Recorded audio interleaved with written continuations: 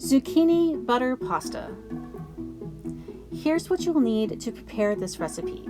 Note that you can use yellow squash if desired. The first step is to bring a large pot of water to a boil. Meanwhile, using the large holes on a box grater, shred the squash.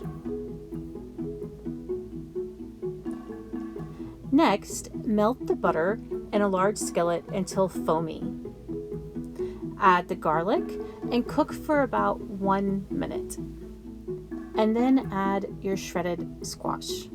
You want to cook the squash, stirring it frequently until it cooks down to an almost spreadable consistency.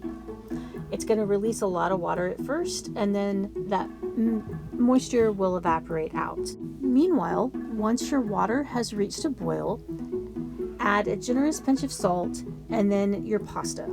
Cook the pasta until it is just shy of al dente. I used thin spaghetti and I cooked it for about 6 minutes. While the pasta cooks, continue cooking your squash. Once the pasta is done, reserve about 1 cup of the cooking water and drain the pasta. Add about half a cup of this cooking water to your squash mixture and let it cook for about 2 minutes.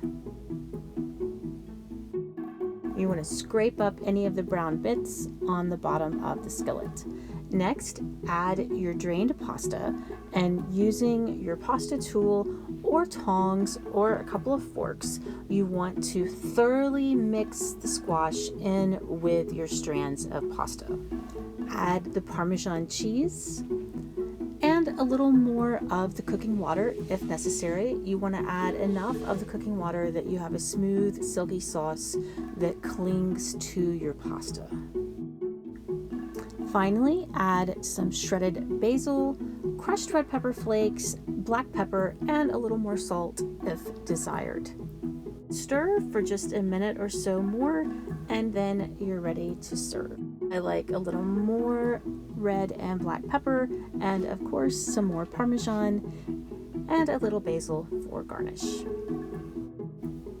I hope you enjoyed this video. For the complete recipe and others, please visit us at arkansasonline.com/cooking.